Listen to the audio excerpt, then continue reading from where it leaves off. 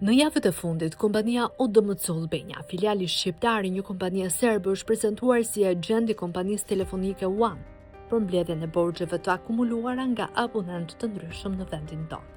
Ju keni 10 ditë kohë për të shlyer detyrimin e prapambetur. Në të kundërt, do të përballeni me pasojat ligjore.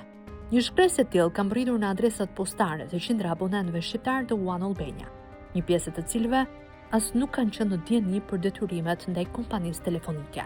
Kompania One në pronësi të shoqërisë hungareze 4IG nuk rezulton të ketë bërë njoftim publik për kalimin e debitorëve të pretenduar tek ODMC Albania, ndërkohë që qytetarët janë të hutuar nga këto shkresa.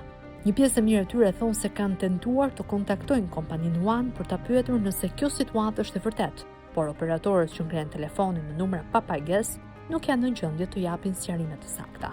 Kompania ODMC Albania thot zyrtarisht në shkresat e shpërndara për abonentë të ndryshëm telefonik se kanë nënshkruar me shoqërinë One Albania. Kontratën e çedimit dhe transferimin e të arkutuarve numër 2131 në datë 25 korrik 2025. Sipas kësaj kontrate, ODMC thot se ka fituar të drejtat si kreditori i ri, duke zëvendësuar kreditorin e vjetër One Albania. Në bazë të marrëveshjes mes dy kompanive private, tashmë i takon ODMC-s që të arkutoj detyrimet e prapambetura ndaj kompanisë One. Në parim, kontratat e çedimit janë një praktikë e hapur gjërësisht, sidomos në radhë të kompanive të mëdha.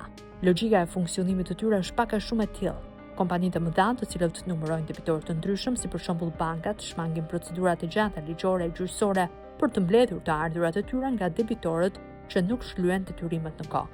Në këto kushte, ato nënshkruajnë marrëveshje ose kontrata me kompani të tjera të specializuara në mbledhjen e borxhit.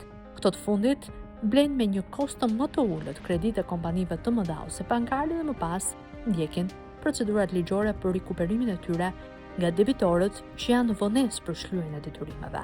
Një marrëveshje e tillë ngjan dhe ajo e nënshkruar mes ODMC-s dhe One Albania.